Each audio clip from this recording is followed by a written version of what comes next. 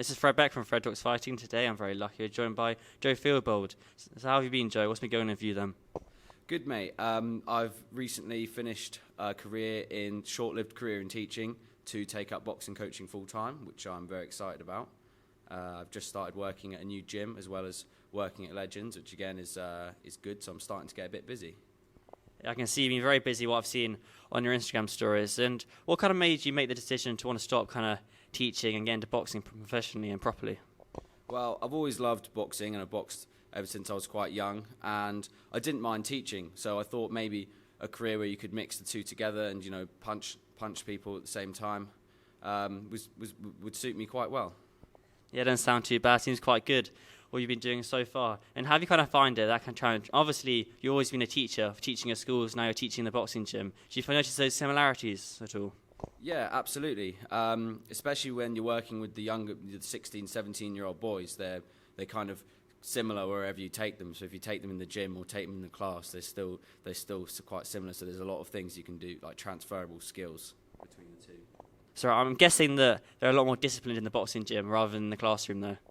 Depends what kids you get, but yeah, a lot of them that weren't that switched on in the class, so when you put them in the gym, they're suddenly, you know, all systems go, and you can see them really working hard, which is really nice to see.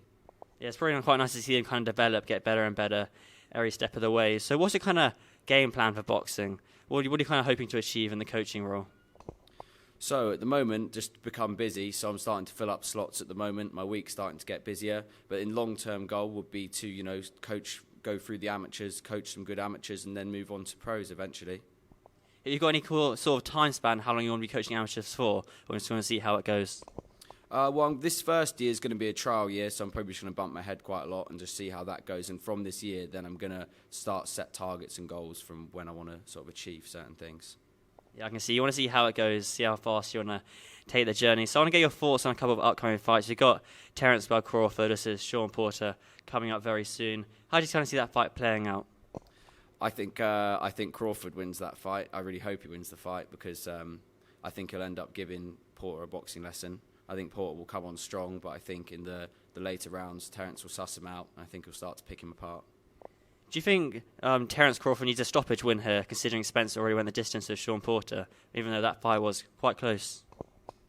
I think first and foremost he wants a W, and then I think he would obviously like to stop him. But with regards to Spence, I don't think he's holding out much hope for that fight ever happening now. So I don't know if he particularly cares from a Errol Spence perspective anymore. Yeah, I can see what you mean. I mean, apparently, according to rumours, that Terence Crawford's top rank contract is coming to an end quite soon, so you never know. If he joins PBC, that fight could be made, but then again, they're coming to the end of their career, so we do want to see that fight very soon. Just one more fight before I let you go on with the rest of the day. We got Jojo Diaz versus Devin Haney. Obviously, Devin Haney's the champion. How do you see that fight going? That's a really good fight, actually. I think Devin Haney tries to give him a boxing lesson. I mean, there's a chance that he gets caught, but I think he'll win on points. I think it'll be a unanimous decision to Devin Haney. Do you see Devin Haney having any problems, considering that Jojo's a southpaw and Devin hasn't really fought a southpaw in the pros yet? Or he might have fought a couple, but not of any recent note. I mean, potentially. I just think the biggest risk is him getting clipped. I mean, the Linares fight, if he didn't get clipped, if that same punch happened at the beginning of the round, he could have potentially lost the fight. So, you know, he was lucky that happened in the last second of the round. Yeah, of course. Well, then in respect to Devin Haney, he was dominating Linares, and he did kind of want to get the finish there, so he took the risk. And just one more fight before I let you get on the rest of the day. Jake Paul and Tommy Fury. Prediction? I'm Tommy Fury all the way. I don't think Jake's fought anyone who actually has a jab yet.